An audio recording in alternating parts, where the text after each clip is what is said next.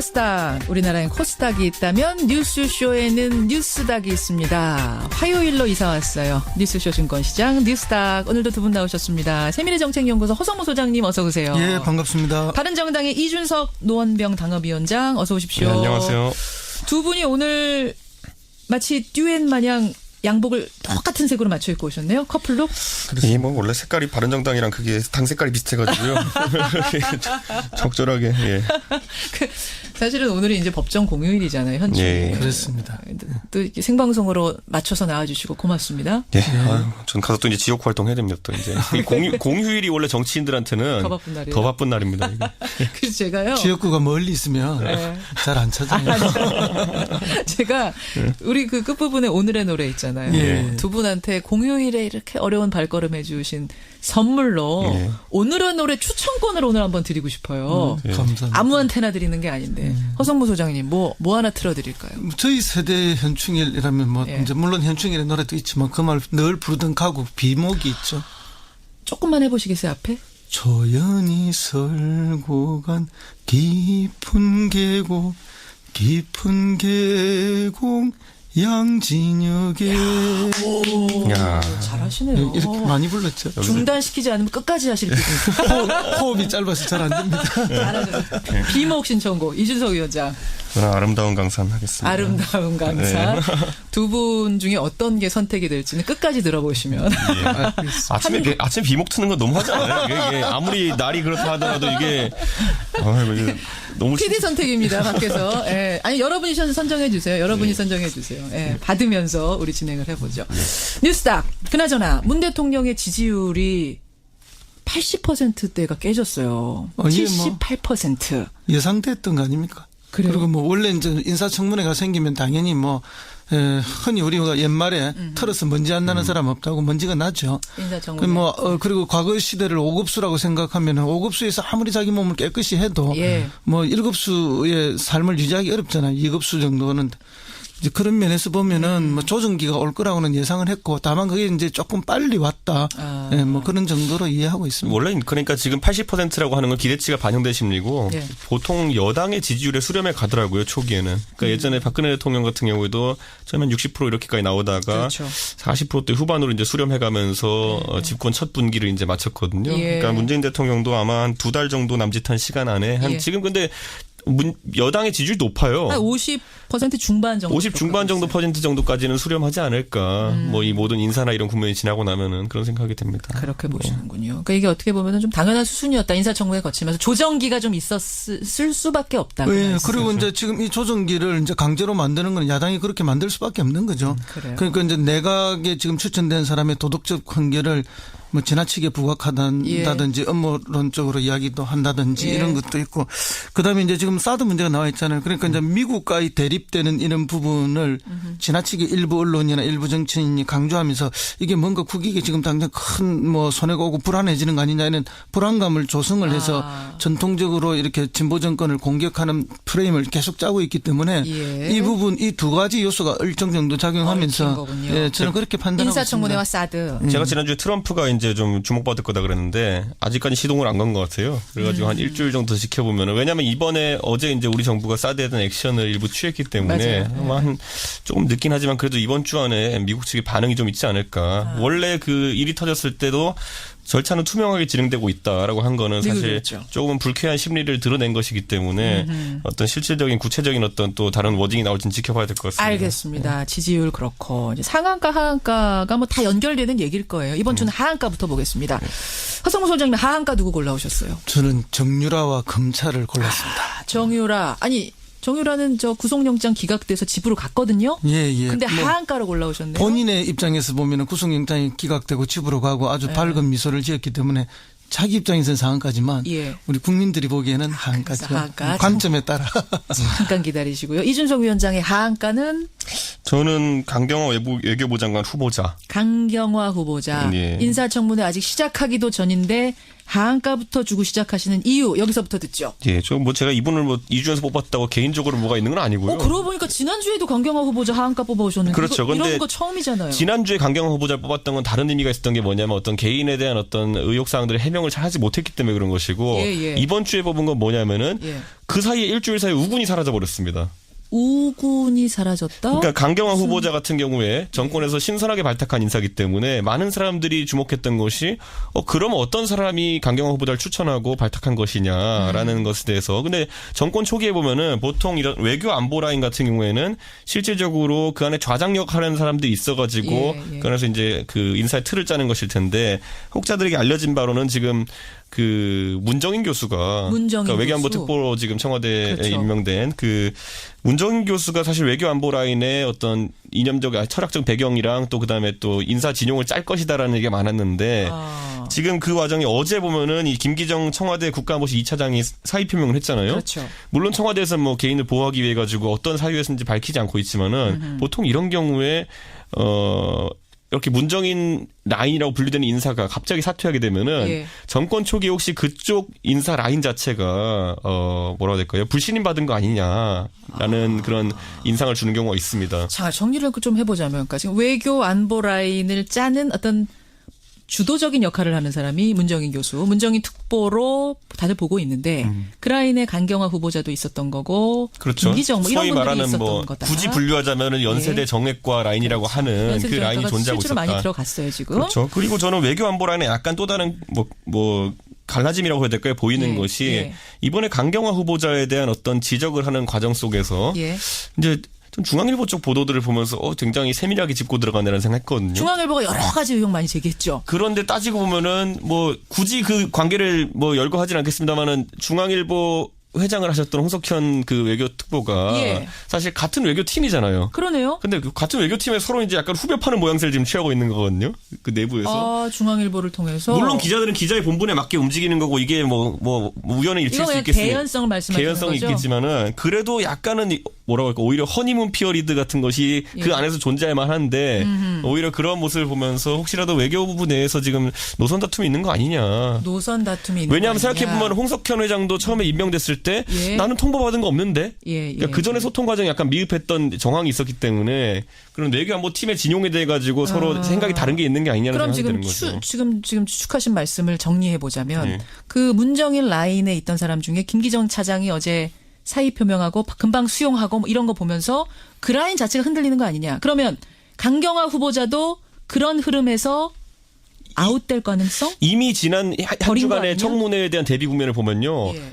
그 물론 김상조 후보자 청문회가 먼저 있었기 때문이긴 하지만은 김상조 후보자에 대해서는 굉장히 적극적으로 여당 의원들이 방어를 해줍니다. 적극적으로 방어했죠. 그렇죠. 그리고 뭐 방어도 합리적인 부분도 있었고요. 그런데 예. 강경화 후보자 같은 경우에는 이렇게 표현하면 그렇지만은 약간은 좀 그 방어 라인 밖에 있는 것 같은. 그러니까 아니 방어선 아직 밖에 청문회 있는 안 것 같은. 했으니까 그런 거 아니에요? 그래도 의혹 사항들이 계속 제기될 때 예. 보면은 외교 강경화 후보자 굉장히 외롭게 대처하는 모습을 많이 보여줬거든요. 근데 이 모습이 김상조 후보자에 비해서 그렇죠. 그러니까 이 만약에 혹시라도 혹자가 얘기했던 것처럼 하나 내주는 카드가 될 수 있다. 물론 이게 뭐 그렇게 표현하면 개인한테 신뢰가 되기 때문에 꼭 그런 건 아니지만은 그래도 그런 이야기들 시나리오들이 지금 오가는 얘기를 예. 하신 거죠. 예. 정치권에서 그런 오가는 이야기가 얘기를. 오가고 있습니다. 허성무 소장님. 그래 이게 뭐 이제 뭐 빅딜스러니 음모론 공학적 이런 판단인데 뭐 예. 사실은 이제 이렇게 현상을 가지고 보면은 그런 분석이 일정 정도 맞긴 합니다. 근데 지금 여기 안보 라인이 뭐 김기정이 문정인 라인인지 또는 뭐 문정인이 김기정 라인인지 이거 우리가 정확하게 알 수가 없는 그렇죠. 거예요. 예. 그냥 이제 그렇게 보는 것이 불과하고요. 또 뭐 중앙일보 문제는 방금 말씀하신 것처럼 뭐 언론이 언론의 역할을 다하는 것이지 홍석현 사장의 그 뭐 전 사장이죠. 네.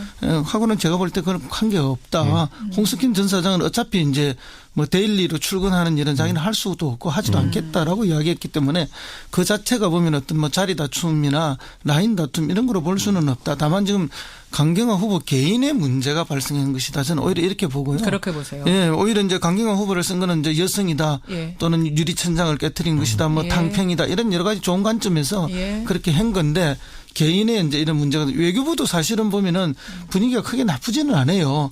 왜냐하면 지난 정권에서 외교장관 한 명이 5년을 하는 바람에 외교부 내부에서 자체적으로 장관 승진을 계속 못했잖아요. 그렇죠. 인사 압력이 굉장히 많은 건 사실인데 예. 강경화 후보가 오면 5년을 다 할 거라고 보는 사람은 아무도 없거든요. 예. 그렇기 때문에 강경화 후보가 장관을 좀 하고 나가면은 자체 승진들이 있을 거라 보고 그런 면에서 보면은 외교부 전체적인 분위기도 강경화 후보를 오히려 좀 반기는 그런 구조예요. 그러니까 허성모 소장님 보시기에는 그냥 개인적인 지금 그렇죠. 오히려 의장전이라든지 그것이 더 큽니다. 국이라든지 이런 것들이 잘 설명이 안 되는 그렇죠. 그런 분위기가 예, 문제인 예. 거다. 그리고 이제 의원들이 뭐 방어를 많이 안 해준다 했는데 사실은 의원들이 방어를 해주려 해도 이게 개인적 네트워크가 좀 있어야 되거든요.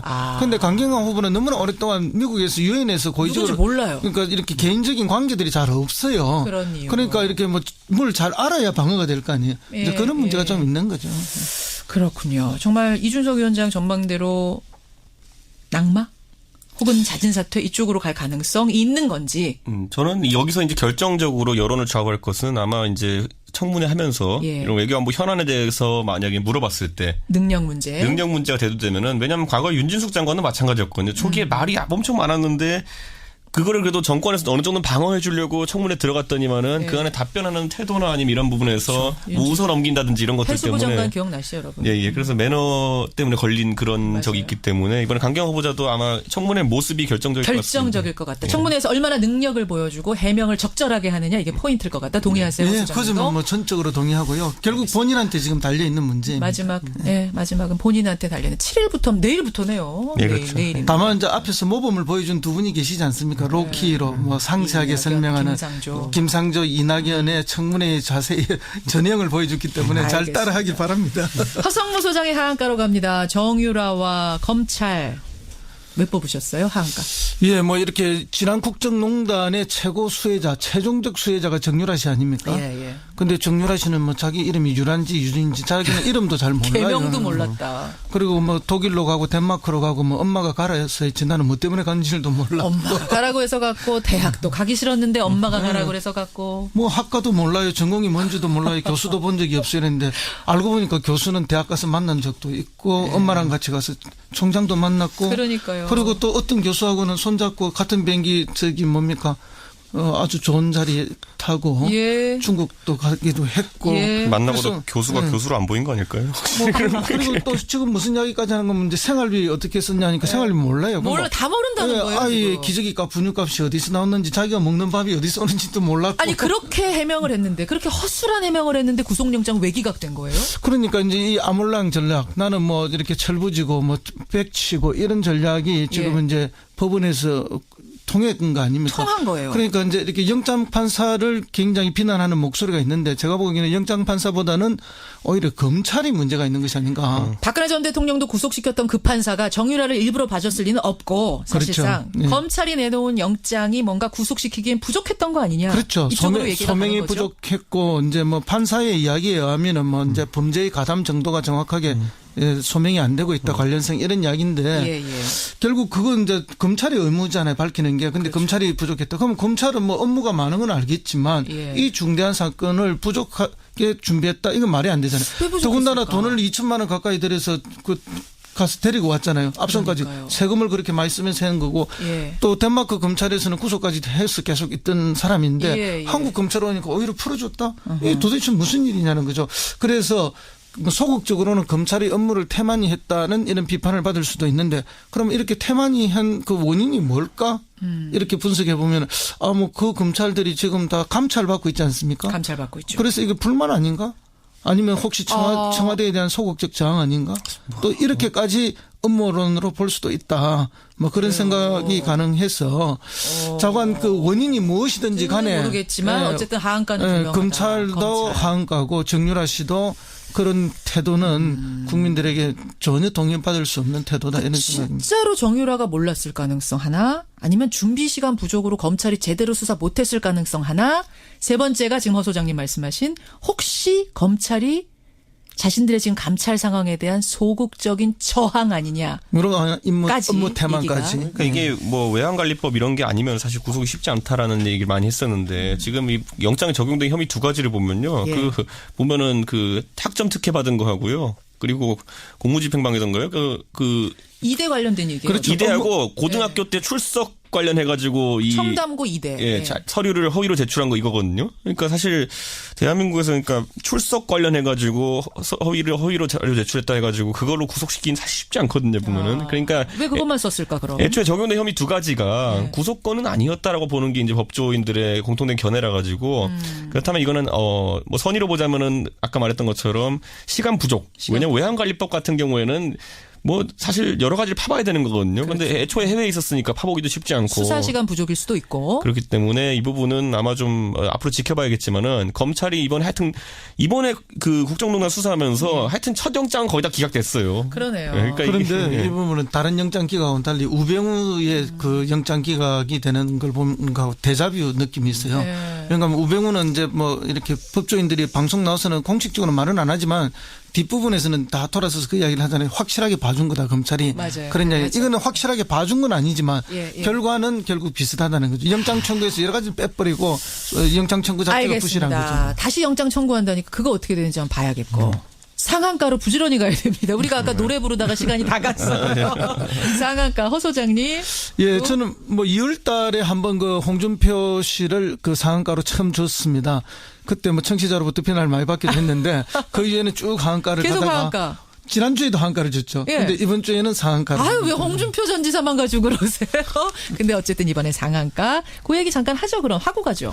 예, 왜입니까? 왜냐하면 지금은 이제 야권 전체가 지지멸렬하지 않습니까? 이 가운데에서 이제 야권 전체 체제 정비를 해가는 과정인데 유일하게 지난 한 달 그리고 또 어제 뭐 공항에 아래입니까 들어오면서 존재감을 드러내는 사람이 이 사람밖에 없어요. 야당 정치에서. 예, 뭐 그게 뭐 좋다 나쁘다 가치 평가는 별개의 문제고 정치 현실에서 유일하게 지금 존재감이 있는 사람이고 자기를 드러낼 줄 아는 사람이고 그걸 통해서 이제 뭐 사실은 1, 3, 5 전략이 지금 있다는 거 아닙니까? 내년에 1년 후에 지방선거, 3년 후에 국회의원 선거, 5년 후에 대통령을 하겠다. 하는 이런 이제 스케줄을 제대로 내놓고 전국의 중심에 설 줄 아는 사람이다. 그런 측면에서 그가 잘했다 잘못했다의 가치 판단이 아니라 아니고. 어쨌든 중심에 있다는 측면에서 상한가를 한번 좀. 참 자기한테 주목을 잘 끄는. 어제 홍문종 의원은 뭐라 그러냐면은 마케팅이 규제다. 그렇죠. 노이즈 마케팅도 마케팅이라면 이 사람 진짜 잘하는 거다라는 얘기를 하시더라고요. 그렇습니다. 그저 뭐 도지사 하는 내내 저 경남이라는 먼 지역에 변방에 가 있었지만 자기는 항상 여의도에 와 있는 것처럼 이슈화하고 마케팅을 했지 않습니까?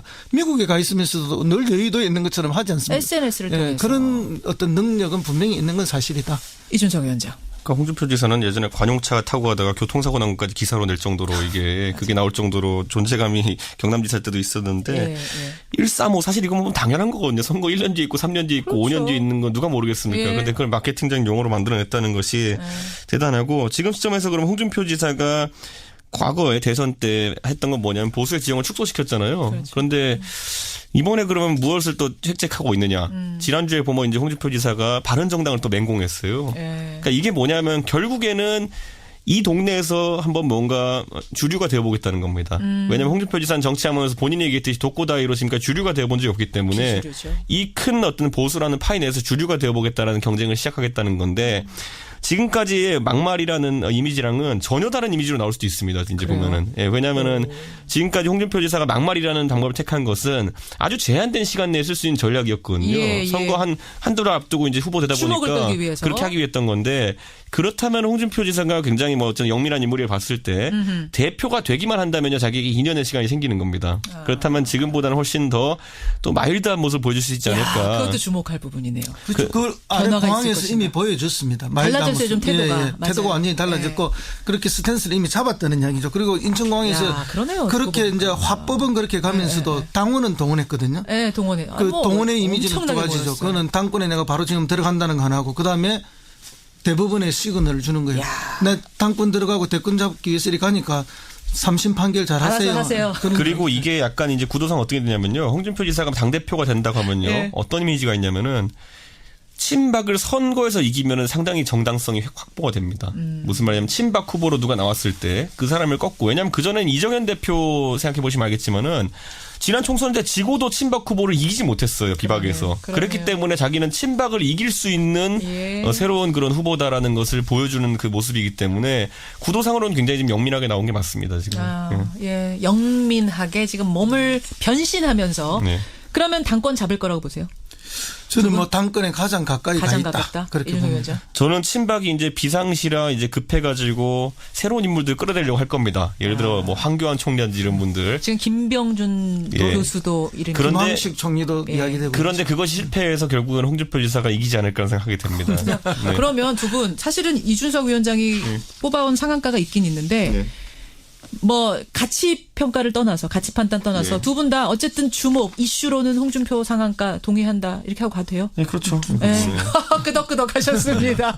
오늘 상한가는 가치 판단 여부 떠나서 어쨌든 돌아온 홍준표 두 분 다 동의하시는 걸로 하고 네. 하한가 보도에는 아까 누구였죠? 정유라와 검찰 그리고 강경화 후보자 상한가 후보에는 홍준표 전 지사 돌아온 홍준표 전 지사 올리면서 두 분과 인사 나누겠습니다. 청취자들이 비목하고 아름다운 강산 중에 지금 막 신청곡 보내주고 계시는데 제가 하면서 쭉 보니까 은근히 팽팽해요. 어떤 노래가 나갈지 기대해 주시고요. 두 분 고생하셨습니다. 예, 감사합니다. 사드 문제가 나와 있잖아요. 그러니까 이제 미국과 대립되는 이런 부분을 지나치게 일부 언론이나 일부 정치인이 강조하면서 이게 뭔가 국익에 지금 당장 큰 뭐 손해가 오고 불안해지는 거 아니냐 이런 불안감을 조성을 해서 전통적으로 이렇게 진보 정권을 공격하는 프레임을 계속 짜고 있기 때문에 예. 이 부분 이 두 가지 요소가 일정 정도 얽힌 작용하면서 거군요. 예, 저는 그렇게 판단하고 인사청문회와 있습니다. 사드. 제가 지난주에 트럼프가 이제 좀 주목받을 거다 그랬는데 아직까지 시동을 안 건 것 같아요. 그래가지고 한 일주일 정도 지켜보면은 왜냐하면 이번에 어제 이제 우리 정부가 사드에 대한 액션을 일부 취했기 때문에 맞아요. 아마 한 조금 늦긴 하지만 그래도 이번 주 안에 미국 측의 반응이 좀 있지 않을까. 원래 그 일이 터졌을 때도 절차는 투명하게 진행되고 있다라고 한 거는 사실 미국이었죠. 조금 불쾌한 심리를 드러낸 것이기 때문에 어떤 실질적인 구체적인 어떤 또 다른 워딩이 나올지는 지켜봐야 될 것 같습니다. 알겠습니다. 지지율 그렇고 이제 상한가 하한가가 뭐 다 연결되는 얘기일 거예요. 이번 주는 하한가부터 보겠습니다. 허성무 소장님 하한가 누구 골라오셨어요? 저는 정유라와 검찰을 골랐습니다. 정유라 정유라는 저 구속영장 기각돼서 집으로 갔거든요. 예, 예. 근데 뭐 하한가로 골라오셨네요. 본인의 입장에서 보면 구속영장이 기각되고 집으로 가고 아주 밝은 미소를 지었기 때문에 자기 입장에서는 상한가지만 예. 우리 국민들이 보기에는 하한가죠. 하한가. 관점에 따라. 잠깐 기다리시고요. 이준석 위원장의 하한가는 저는 강경화 외교부 장관 후보자. 강경화 후보자. 예. 인사청문회 아직 시작하기도 전인데 하한가부터 주고 시작하시는 이유 여기서부터 듣죠. 예, 저 뭐 제가 이분을 뭐 이주에서 뽑았다고 개인적으로 뭐가 있는 건 아니고요. 그러고 보니까 지난주에도 강경화 후보자 하한가 뽑아오셨는데 그렇죠. 이런 근데 거 처음이잖아요. 지난주에 강경화 후보자를 뽑았던 건 다른 의미가 있었던 게 뭐냐면 어떤 개인에 대한 어떤 의혹사항들을 해명을 잘 하지 못했기 때문에 그런 것이고 예, 예. 이번 주에 뽑은 건 뭐냐면은 예. 그 사이에 일주일 사이에 우군이 사라져버렸습니다.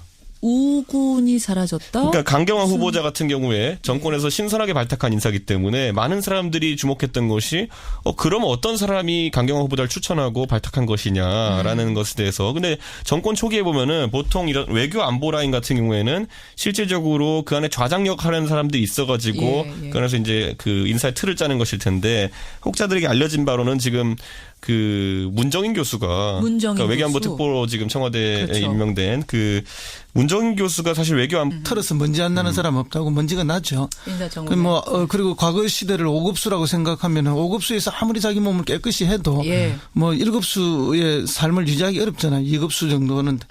이제 그런 면에서 보면은 뭐 조정기가 올 거라고는 예상을 했고 다만 그게 이제 조금 빨리 왔다.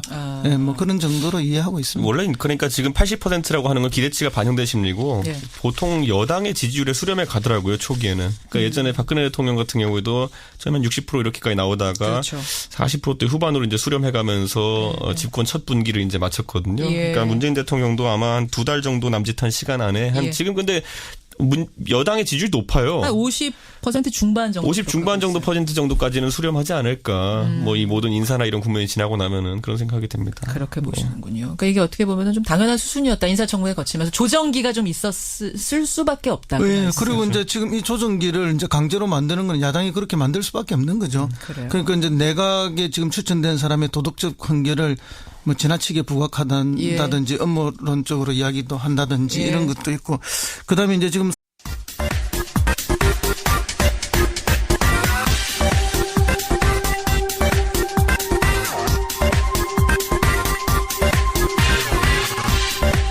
미국엔 나스닥, 우리나라엔 코스닥이 있다면 뉴스쇼에는 뉴스닥이 있습니다. 화요일로 이사 왔어요. 뉴스쇼 증권시장 뉴스닥. 오늘도 두 분 나오셨습니다. 세미래정책연구소 허성무 소장님 어서 오세요. 예, 반갑습니다. 바른정당의 이준석 노원병 당협위원장 어서 오십시오. 네, 안녕하세요. 두 분이 오늘 마치 듀엣 마냥 양복을 똑같은 색으로 맞춰 입고 오셨네요. 커플룩. 이게 뭐 원래 색깔이 바른정당이랑 그게 당 색깔이 비슷해가지고요. 적절하게. 예. 사실은 오늘이 이제 법정 공휴일이잖아요. 현재. 예. 그렇습니다. 또 이렇게 생방송으로 맞춰서 나와주시고 고맙습니다. 예. 아유, 전 가서 또 이제 지역 활동 해야 됩니다. 또 이제 이 공휴일이 원래 정치인들한테는 더 바쁜 날이에요. 더 바쁜 날입니다. 이게. 그래서 제가요. 지역구가 멀리 있으면 네. 잘 안 찾아요. 제가 우리 그 끝부분에 오늘의 노래 있잖아요. 예. 두 분한테 공휴일에 이렇게 어려운 발걸음 해주신 선물로 예. 오늘의 노래 추천권을 오늘 한번 드리고 싶어요. 감사합니다. 아무한테나 드리는 게 아닌데 허성무 소장님 뭐 하나 틀어드릴까요? 저희 세대 현충일이라면 뭐 예. 이제 물론 현충일의 노래도 있지만 그 말 늘 부르던 가곡 비목이 있죠. 조금만 해보시겠어요 앞에? 조연이 설고 간 깊은 계곡 양진역에 야. 잘하시네요. 이렇게 많이 불렀죠. 중단시키지 않으면 끝까지 하실 기분. 호흡이 짧아서 잘 안 됩니다. 잘하셨어요. 비목 신청곡 이준석 위원장. 저는 아름다운 강산 하겠습니다. 아름다운 강사. 네. 두 분 중에 어떤 게 선택이 될지는 끝까지 들어보시면. 아침에 비목 트는 건 너무 하지 않아요? 이게 아무리 날이 그렇다 하더라도 이게 이게 너무 PD 선택입니다, 밖에서. 예. 아니, 여러분이 선정해 주세요. 여러분이 선정해 주세요. 예. 받으면서 우리 진행을 해보죠. 뉴스닥. 그나저나, 문 대통령의 지지율이 80%대가 깨졌어요. 이게 뭐 78%. 예상됐던 거 아닙니까? 그래요? 그리고 뭐 원래 이제 인사청문회가 생기면 당연히 뭐 흔히 우리가 옛말에